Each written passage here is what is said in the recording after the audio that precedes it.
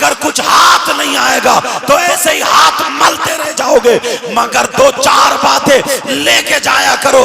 नौजवानों, नबी की बातें तुम्हारे झोली में डाल के जा रहा हूं। आए थे तो गरीब थे, यहां से जाओ तो मालदार बन के जाओ।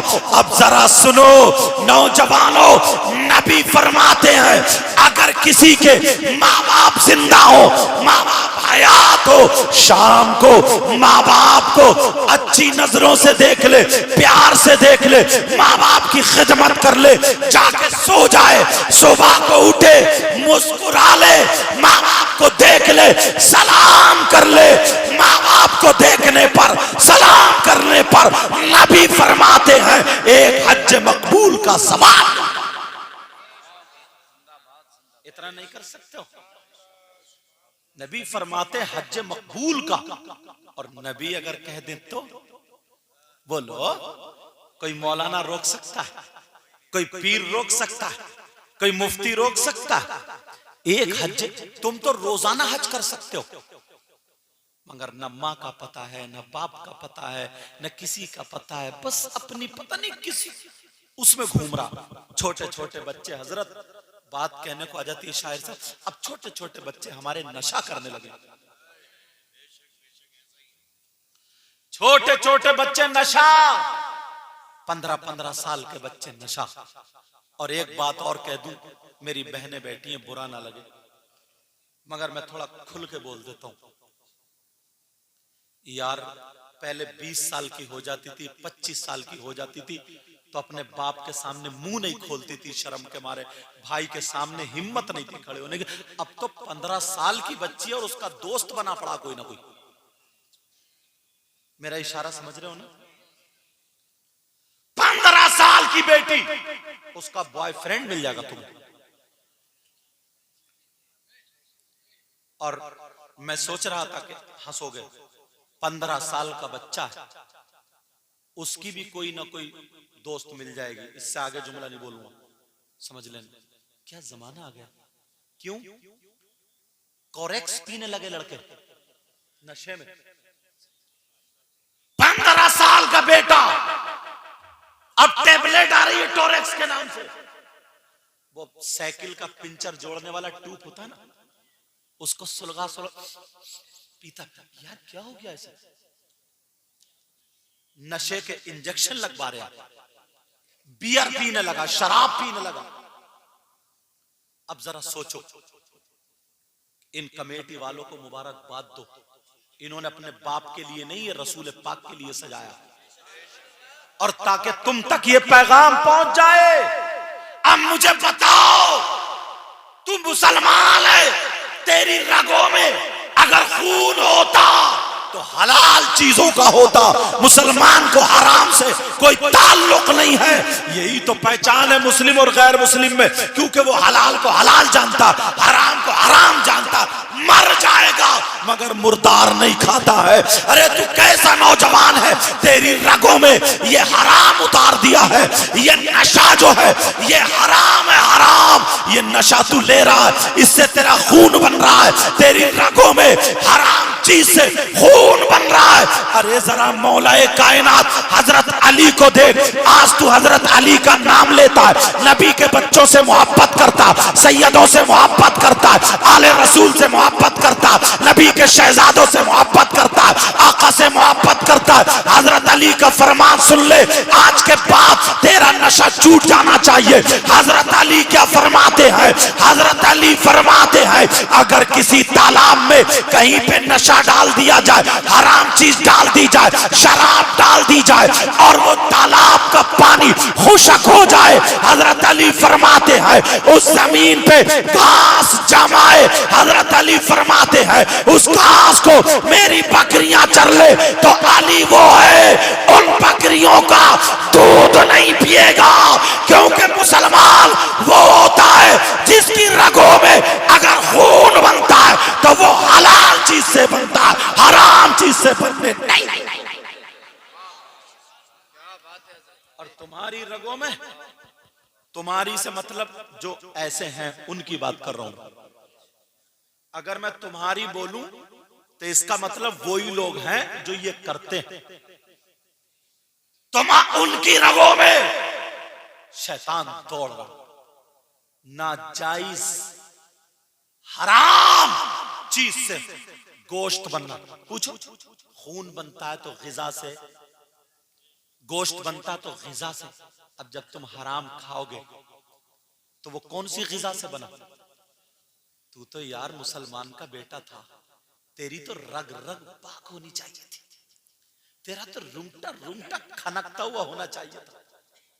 तू तो मुसलमान का बेटा। नशा, नशे की जब आदत पड़ जाती है ना, लत पड़ जाती है, तो छूटना बड़ा मुश्किल। फिर तो वो नशेड़िया हो जाता है, फिर तो ढूंढता फिरता है वो। गुटखे खाने वाले को देख लो, मुंह में ऐसे बदबू आती है और ऐसा करके छीनता झपटता और फंकी मारता और फिर ठिट्टे मारता जैसे बड़ा कामयाब हो गया। अरे तेरी ये कामयाबी। अल्लाह, नेकियों के दरवाजे बंद मत करो, नेकियों के दरवाजे बंद मत करो, वरना नेकियों के दरवाजे बंद करोगे ना तो नेकी खत्म हो जाएंगी और सारे गुनाह ही गुना पल्ले में आते चले जाएंगे। एक हदीस तुम्हारे सामने रखूं, इजाजत है? सुनना चाह रहे हो? बातें समझ में आ रही हैं? ये नबी की महफिल, मेरी बच्चियां भी यहां बैठी। एक मर्तबा नबी बयान कर रहे थे और औलाद का जिक्र आ गया। नबी बयान करते करते औलाद का जिक्र आ गया। उस दौर में ना लड़कियों को हकीर समझा जाता था, कमतर समझा जाता था और आका से और पहले तो जमीन में दबा दिया जाता था। तो नबी लड़कियों का जिक्र करने लगे और फजीलत में आका बोले इन लड़कियों के बारे में। आका बोले, अरे तुम परेशान क्यों होते हो? अगर जिसके पास 3 बेटियां हो, क्या हो बोलो? 3 बेटियां हो और वो 3 बेटियों की सही परवरिश कर दे तो वो जन्नत का हकदार है। नबी उसके बदले में जन्नत दिला रहे। और आज के दौर में भी अगर जिसकी 3 बेटियां हो ना, उसे तारे नजर आते हैं, तारे। क्यों? क्योंकि नंगे भिखारी इतने हो गए जो अपने लड़कों को बेच रहे हैं। उनकी शादी करने का मैटर बड़ा मुश्किल हो जाता है, क्योंकि अब तो अगर 5 बीघे जमीन, 2-4 बीघे जमीन है ना, तो वो नंगे से नंगा भी बुलेट मांग रहा, 2-2 लाख रुपए जो है ना मंगनी में मांग रहा। यार एक गरीब इंसान जो राजगिरी करता हो या वैसे करता हो, 500 रुपए 700 रुपए कमाता हो, अब अंदाजा लगाइए उसका खर्चा भी है, घर भी बनाना है, दवा दारू, ये सारी चीजें हैं। उसके बाद 3 बेटियों की मिनिमम 5 से 7 लाख रुपए एक शादी में उठ रहे हैं। अब 7 या 21 लाख रुपए जिंदगी भर वो जोड़ पाएगा क्या? तो जुल्म करने वाले कौन हुए? तुम हुए कि नहीं हुए? अगर निकाह को आसान कर दो ना, निकाह को सस्ता कर लो, तो बहुत सारी चीजें आसान हो जाएंगी। जिसकी 3 बेटियां हो उसे तारे नजर आ जाते, और गरीब की बेटियां बाज ना हमने ऐसा देखा है, खूबसूरत है, पड़ोस में रह रही, अच्छी है, एक ही बरादरी के, खूबसूरत, देखने वाले में नमाजी, सब बातें, और मालदार की थोड़ी सांवली, इतनी खूबसूरत नहीं है, मगर पहले रिश्ता किसका आता है? अब ये नंगे भिखारीपन की बात नहीं है कि हाँ, अगर तुमने लड़की देखी, अच्छी लगी, कर लिया। कौन है जो अपनी बेटी को नहीं देना चाहता? जहेज मिला, उसने खूब माल दिया, ले लो, अल्हम्दुलिल्लाह। मगर मैं मांगने वाली बात कर रहा हूं, उस पर रिश्ते तोड़ देते। नबी ने फरमाया अगर किसी की 3 बेटियां हो और वो उनकी सही परवरिश कर दे, जन्नत का हकदार। एक सहाबी खड़े हुए, कहने लगे आका अगर किसी की 3 ना हो, 2 हो तो? नबी ने फरमाया 2 की परवरिश कर दे, वो भी जन्नत का हकदार। नबी ने फरमाया अगर किसी, फिर एक खड़े हुए, कहा आका अगर किसी की 2 ना हो, 3 ना हो, अगर एक ही हो तो? आका फरमाने लगे उसकी सही परवरिश कर दे तो वो भी जन्नत का हकदार। सुभान अल्लाह। बेटियों की वजह से क्या मिल रही है बोलो? जन्नत। ये हदीस पूरी हो गई, एंड हो गई। अब किसी के जहन में यह आता किसी की बेटी ना हो तो? दूसरी हदीसों का सहारा लेके मैं बताता हूं। किसी यतीम बेवा की बच्ची, किसी गरीब की बच्ची लेकर के पाल लो और उसकी परवरिश कर दो तो भी जन्नत के हकदार। मगर बेटियों की वजह से जन्नत का रास्ता खुला। यहाँ के गयूर मुसलमानों, ये तुमने जलसा किया है, ये प्रोग्राम किया है, ये हजरत लोगों की मौजूदगी में कमेटी वालों ने कदम आगे बढ़ाया, इनका तुमने साथ दिया है। एक हदीस ऐसी सुनाने जा रहा हूं, तुम्हारा कलेजा मुंह को आ जाएगा, तुम्हें पता चल जाएगा हम कितने पानी में हैं, हम कहां हैं, हमें कहां होना चाहिए था। ये तो नबी ने फरमाया है, आका ने फरमाया है कि बेटियों की वजह से जन्नत का रास्ता खुला है। मगर सुनो, ज्यादातर गिरफ्तार इस हदीस में है। नबी फरमाते हैं, काला काला रसूलुल्लाह सल्लल्लाहु तआला अलैहि वसल्लम सलासा ला यदखुलूनल जन्ना अल-आक़िल वालिदै वद्दयूस व रजुलतुन निसा। नबी फरमाते हैं, तीन लोग जन्नत में नहीं जा सकते। ये नबी जन्नत से रोक रहे हैं। जिसे नबी जन्नत से रोक दे कोई पीर नहीं ले जा सकता, जिसे नबी रोक दे कोई मुफ्ती नहीं ले जा सकता, जिसे नबी रोक दे नमाजें नहीं ले जा सकती, जिसे नबी रोक दे उसका हज नहीं ले जा सकता, जिसे नबी रोक दे उसका कोई अमल नहीं ले जा सकता। नबी फरमाते हैं, तीन लोग जन्नत में नहीं जाएंगे। कौन नहीं जाएगा? नंबर एक, जिसकी बेटियां वो जब नहीं जाएगा जो तय्यूस है। अरे तय्यूस कौन है? सुन लो, तय्यूस वो है जिसकी बेटियां आवारा घूम रही हो। तय्यूस वो है जिसकी बेटियां बेपर्दा घूम रही हो। तय्यूस वो है जिसकी बेटियां मोबाइल पे बातें कर रही हो। तय्यूस वो है जिसकी बेटियां फैशनीले कपड़े पहन करके अपने आप को दिखा रही हो। तय्यूस वो माँ बाप है जिसकी बेटियां बेपर्दा घूम रही हो, मोबाइल पे गैर लड़कों से बातें कर रही हो। वो तय्यूस है, तय्यूस है, तय्यूस है। जलसे में आने वालों, नबी फरमाते हैं, तय्यूस जन्नत में नहीं जा सकता। फैसला तुम्हें करना होगा। बेटियों की वजह से जन्नत में जाना है और बेटियों की वजह से जन्नत से रुक जाना। अल्लाह अल्लाह, नारे तकबीर।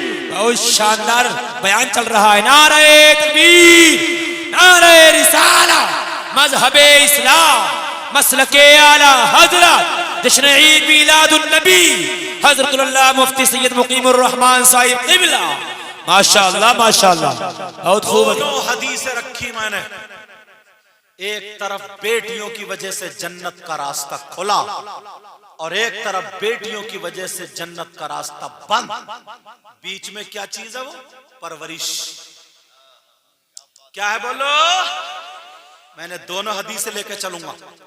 परवरिश सही है तो जन्नत का रास्ता। अब तुम्हें खुद फैसला करना पड़ेगा।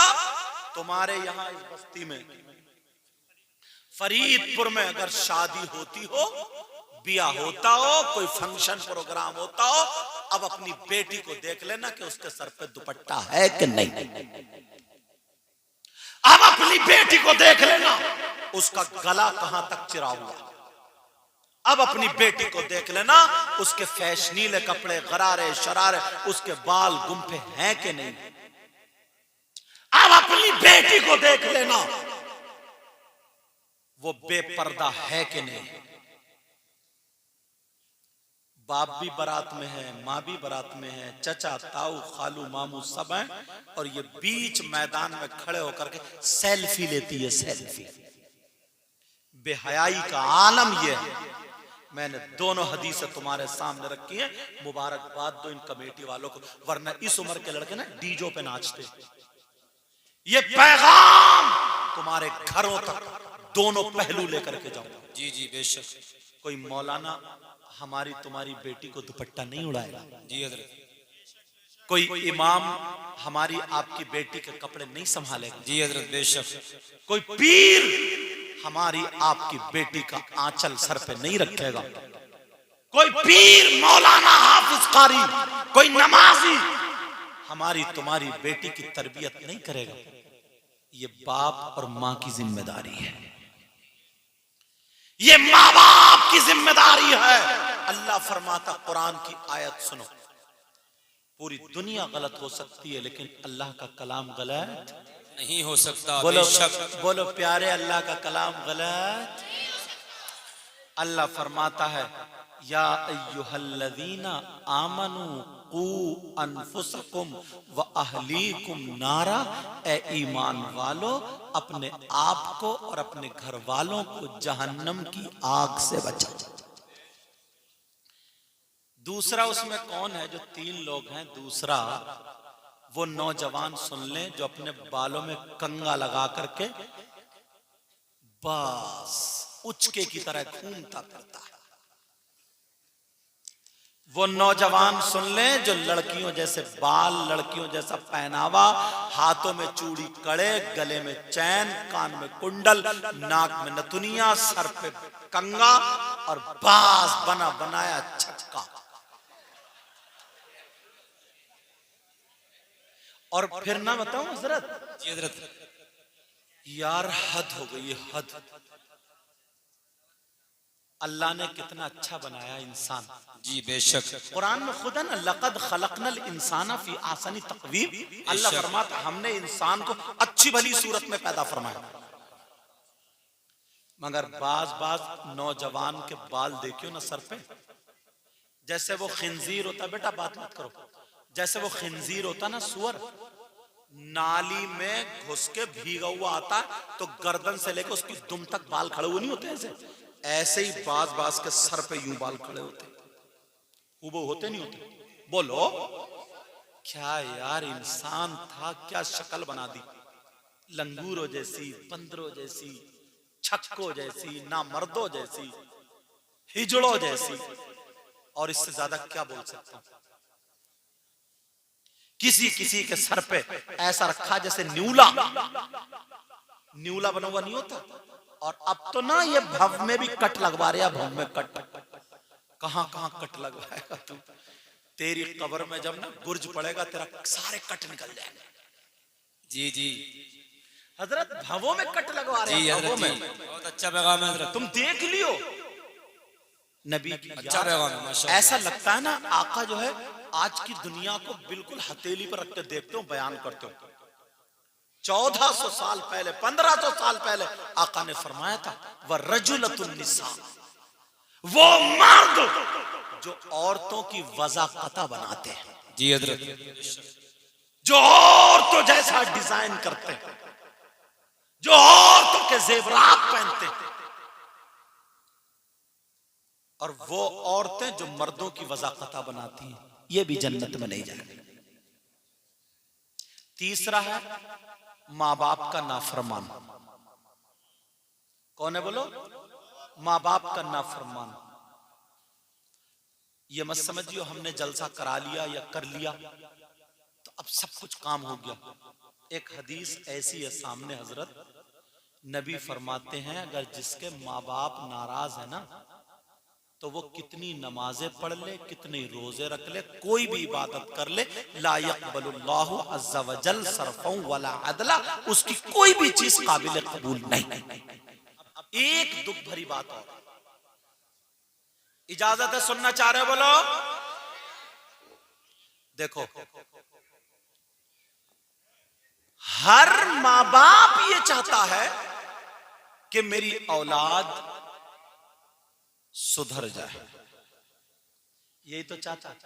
चोर भी ये नहीं चाहता है, वो खुद चोर है मगर वो भी नहीं चाहता कि मेरी औलाद चोर बने। कहीं हजरत मिल जाए तो दुआई कराता। मैं आपसे जरा थोड़ी 2-4 बातें करना चाहता। इस तरफ से लेकर के इधर तक नबी ने जो हदीस 2 मैंने बताई कि बेटियों की वजह से जन्नत है और बेटियों ही की वजह से जन्नत का रास्ता बंद है। ये तरबियत है, तरबियत। अब फरीदपुर में 100 घर, अगर 200 घर है ना तो 100 घर ऐसे हैं जिनकी जवान बेटियों पे मोबाइल मिलेगा। क्या मिलेगा बोलो? कौन सा इनका ऐसा रिश्तेदार है जिससे तुमने अपनी बेटी को, हम पहले मैं बाद में आप, हमने अपनी बेटी को मोबाइल दे दिया बात करने के लिए। तुम्हें मालूम है इस मोबाइल के जरिए आज कितनी मुस्लिम लड़कियों ने अपना धर्म छोड़ के और गैर मुस्लिमों के साथ चली गई। तुम तो नमाजी थे, हाजी थे, बेटी को तरबियत ना देने के बजाय हाथ में बिगड़ने वाली मशीन दे दी। इस मोबाइल से फायदा क्या था? क्या ट्रक चल रहे हैं, बसें चल रही है, हवाई जहाज चल रहे हैं, हेलीकॉप्टर चल रहे हैं, ट्रेनें चल रही हैं, पूरा खानदान भूखा मर जाएगा मोबाइल के जरिए। अगर नहीं देंगे तो आज आग लग गई है। कितनी गैर मुस्लिम लड़कियां मुस्लिम लड़कों से और कितनी मुस्लिम लड़कियां गैर मुस्लिम लड़कों से टच हो चुकी हैं। रात के जितने नौजवान हैं, सब तो नहीं मगर जो हैं उनकी बात कर रहा हूं, कुछ अच्छे भी हैं। बेटा तुम्हारे पास मोबाइल है, इसको अगर गलत इस्तेमाल करोगे तो जहर फैल जाएगा। रात के 2-2 बजे तक, 1-1 बजे तक चैटिंग हो रही है। चैटिंग पानी कहां जाएगा? जहां गढ़ा हो। तुम्हारी बेटी के पास मोबाइल हो गई नहीं तो चैटिंग कहां होगी? जरूरत क्या थी मोबाइल की? अगर बाप को पता नहीं है, चलो मेरी बेटी किससे बात कर रही है, काम करने चले, इस अम्मा को भी पता नहीं, अम्मा पागल है क्या?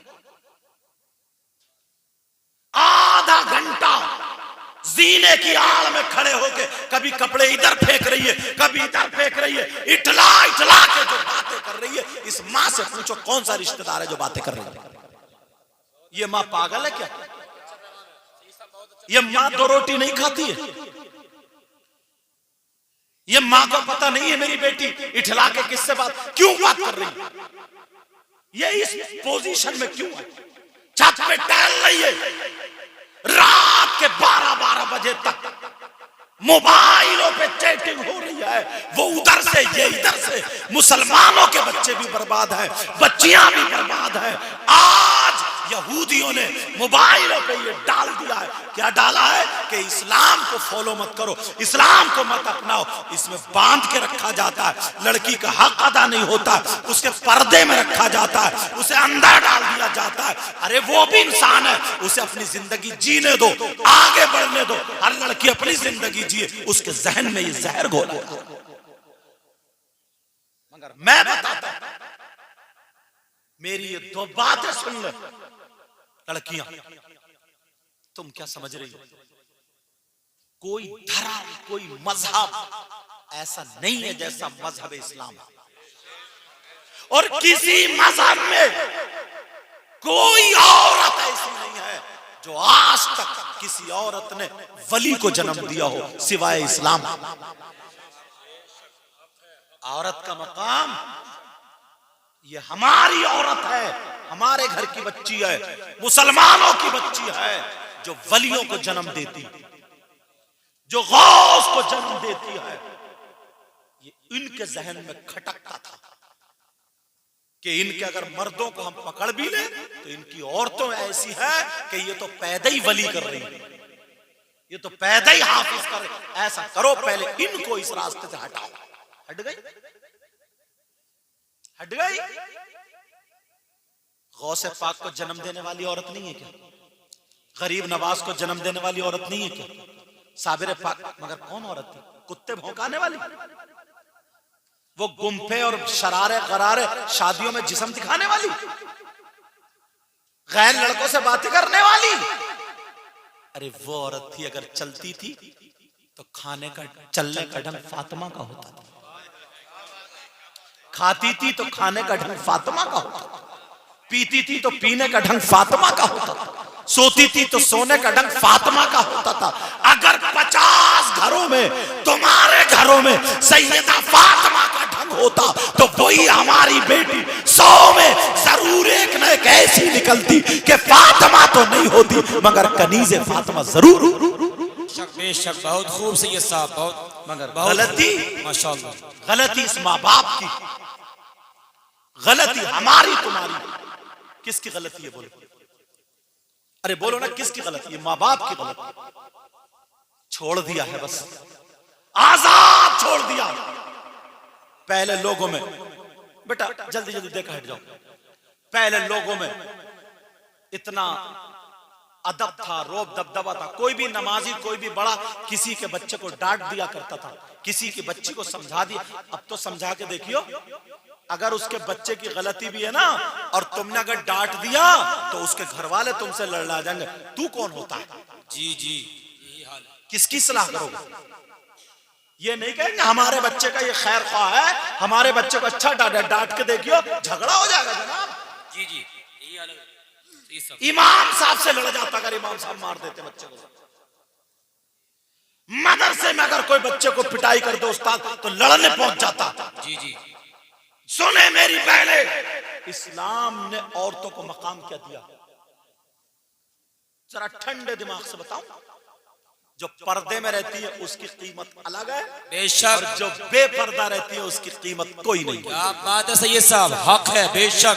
वो औरत नहीं, औरत का बेटा, ओ बेटा कहां जा रहा, बैठो बेटे बैठ जाओ। मेरे चांद बैठ। एक बात बताओ मेरे चांद, अगर तुम्हें ही नहीं सुनाऊंगा तो कहां जाऊंगा? बोला शानदार, माशाल्लाह। तवज्जो रखो। दो लड़कियां, एक पर्दे में एक बेपर्दा। बेपर्दा वाली एक लड़की नहीं रही, उसका जिस्म तो रह गया। औरतें सुन ले, औरत के पास सबसे ज्यादा कीमती चीज क्या होती है? किससे पूछोगे? नबी से पूछोगे। माशाल्लाह। तो जो नबी फरमा दे वो ये हक होगा ना? बेशक। उसके नबी फरमाते औरत के पास सबसे ज्यादा कीमती चीज उसका सोना चांदी नहीं है, हीरे जवाहरात नहीं है जी। औरत के पास सबसे ज्यादा कीमती चीज उसकी शर्म हया, गैरत और पर्दा। बेशक हक है, बेशक सैयद जो साहब। औरत को कामयाब बनाता है वो क्या है? पर्दा। पर्दा। सुनो, कितनी किताबें हैं, गणित की अलग, मैथ की अलग, इंग्लिश की अलग, हिंदी की अलग, उर्दू की अलग, अरबी की अलग, फारसी की अलग, कई कई हजार रुपए की कीमत है। सारी किताबें एक तरफ, मगर कुरान पाक एक तरफ। बेशक। लेकिन इन किसी किताब को जुज़दान में नहीं रखा जाता है, पर्दे में नहीं रखा जाता है, गिलाफ में नहीं रखा जाता है। जो सबसे ज्यादा कीमती है, जो सबसे ज्यादा मुतबर्रक है, उस किताब को, कलामुल्लाह को, कुरान को पर्दे में रखा जाता, गिलाफ में रखा जाता। माशाल्लाह माशाल्लाह। नारे तकबीर, नारे रिसाला, मजहबे इस्लाम, मसलके आला हज़रत। माशाल्लाह। और सुने, क्या बात है सैयद साहब, माशाल्लाह माशाल्लाह। 2-2 करोड़ रुपए के लोग मकान बनाते हैं, बनाते हैं। जी जी। एक साहब जब हम गोवा गए थे तो बोले हज़रत 8 करोड़ का मकान है, आप कदम रख दीजिए। मैंने कहा मैं तो 2 पैसे का भी नहीं हूं। बहरहाल बोलेगा, जबरदस्ती चला गया मैं दुआ के लिए। 8 करोड़ का मकान, कितने मकान हैं मगर किसी मकान पे गिलाफ नहीं, पर्दा नहीं। और एक है खाने काबा। क्या है बोलो? सारे घरों से अच्छा घर, सारे मकानों से अच्छा मकान, जो अच्छा है, कीमती है, किसी पे गिलाफ पर्दा नहीं है सिवाय खाने काबा। माशाल्लाह माशाल्लाह। पर्दे वाली लड़कियां अपने आप को कमतर ना समझे, पर्दे वाली की कीमत ही अलग है यार। पर्दे वाली की कीमत, खुदा की कसम, अगर ये पर्दे वाली ना सैयदा फातिमा के तरीके पर आ जाए तो कोई तो हमारी बच्ची वली पैदा करेगी, कोई हाफिज कुरान पैदा करेगी।